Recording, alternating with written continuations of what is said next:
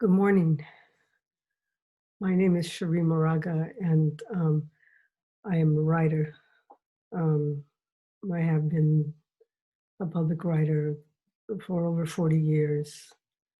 I can count that best from the publication of this bridge called My Back, which will be 40 years old um, in 2021, and which I co-edited, of course, with Gloria Anzaldúa.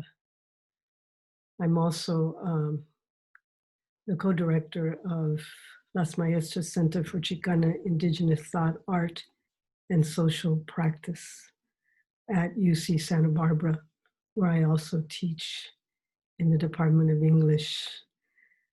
And I am speaking to you from Oakland, California, my home. And I think just by way of introduction, I'm here to offer you some words that looks like a poem, but I'm not quite sure what it is in terms of what the form is. It just is it's a moment in time in which I feel really, really strongly that we need to make ourselves visible. We need to, and the we in this is, I'm thinking particularly of Raza, Latinx people, indigenous people in this country, which I'm not alone in this feeling. We have all these, kitchen table conversations about our invisibility since throughout the summer and into the fall, and now moving into winter. The only time really Latinos, were being discussed was sort of like toward the critical point in the election, when they discovered that we were not just based in Florida, and that we were not necessarily Republicans, and that our votes in Las Vegas and Arizona and very close now, Texas, matter. And even in that, the virtual invisibility of Native voice. So I think, and this was even in terms of the progressive media. So all of that is sort of build up to this moment in which, just a particular event, the passing of a member of one of our indigenous communities died from COVID. And in Spanish, you say estoy harta, like you've had enough. And that's how I feel. So I'm offering you this work, and it is como una ofrenda. So I'm just offering to people, and please feel free. You can pass it around as you want.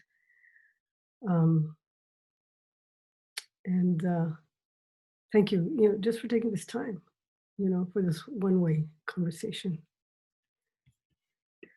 The poem is called The Last Straw, and it begins with an epigram. Every man is a piece of the continent, by John Donne, 1624. Another dead Indian, another Native American dead, another indigenous person of America gone, another statistic, another who cares, another wave in the poisoned sea of a purposeful genocidal virus. Do you know how we see it? That's the point. That's the poem with no rhyme, no rhythm. That's fact, not fiction, how we see it. In this country, COVID does the work of genocide. It is intentional. It strikes all races, all classes, all sexes, yes. But it is not democratic, because the United States of America is not democratic. The virus infects and kills Black, Native, Raza at appalling disproportion to whites. We've known this all along. As we know, diabetes, heart disease, pesticidal cancers, obesity, disproportionately we know this to whites. Morbidities, they call this personal and public suffering. And there is nothing dignified in that naming, only blame. I blame the erstwhile president, his minions, and his ancestors. Ugly is just that human, is history. Outside of Wall Street, whites who voted for erstwhile did so for one reason and one reason only: fear. Fear of color, its rising numbers, its utopian promise to outnumber fear. Somalians in Minnesota, Guatemalans in Kentucky, what has this country come to? They had believed themselves safe, these whites, safe from difference, safe from the nagging discomfort of a world no longer safe for the rest of us. That grand us, that unstoppable us, forced into migration, forced from country to country, res to res, continent to continent, from inner city to suburb to right next door to that fearful white. And he is so scared, scary. Fear of Black activism and the activism it inspires, of Black intellect in Black athletes. Fear of Chicanos with raised fists in a memory grip that will not let go. This land, and I quote, was Mexican once, was Indian always, and will be again. Fear of Gloria Anzaldúa. Fear that Mexicanos, Salvadoreños, Hondureños, Guatemaltecas will want something more than doing all the heavy lifting on the down low of legal documentation.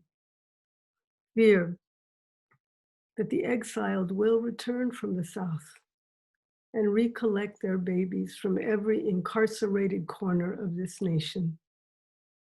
Fear that those children will grow up to remember what really happened to them. Fear to look into the mirror of betrayal by their own kind and find a brown face staring back at them.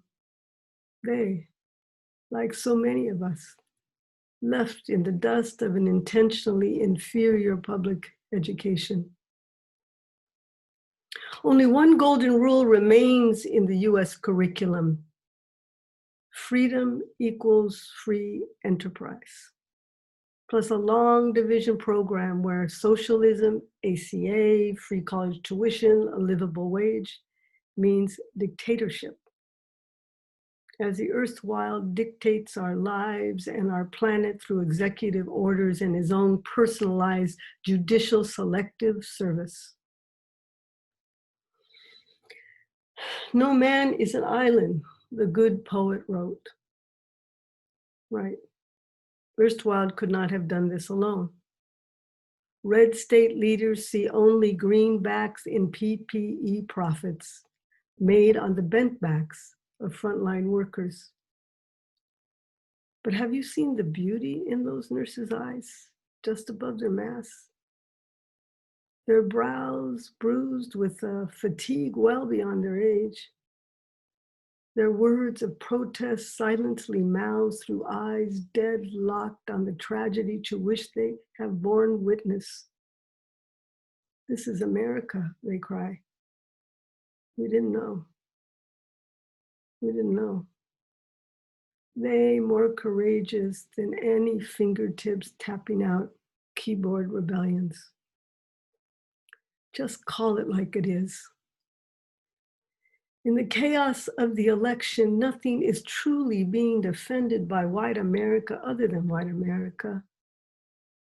They will not give it up so easily. Their militancy rising. I always knew they had arsenals in their basements loaded and ready, but no 1985 Philadelphia move bombing for them. So much can happen in the next 10 weeks. Got a president unashamed to sell off Gwinchin, Alaska land to the highest bidder as his last FU to the caribou and the planet that will outlive him. Got a president who will pardon himself for those murders too. Today was the last straw. Just another Indian dead in Indian country.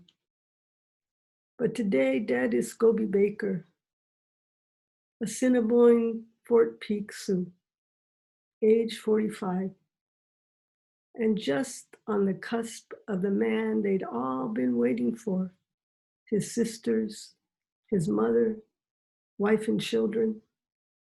Scobie Baker, son to elder roadman William Baker. Scobie, father of 2 boys. I knew Scobie John, the youngest, a miracle child, bathed him once in our home while ceremony wept outside. At 5, he held the elder scars of Sundance sacrifice, prophetic memory etched into skin. Now fatherless, I pray on the man he will become. Great grandma died this same year too. We could go on naming those dead and left, but how many times you gotta write it? Every native death diminishes me. At a depth that the English poet could not know, for he did not know genocide, its specificity, its blind, machined machete swath, its bald intention to be rid of, to diminish, to obliterate anyone that does not mirror him, he, the man, the unquestioned authority, the dictator, yes, emboldened as he is by a singular and supreme inbred entitlement to live a free and long life, COVID notwithstanding. But we do not forget. The bell tolls for thee, Señor. Death tolls for thee too.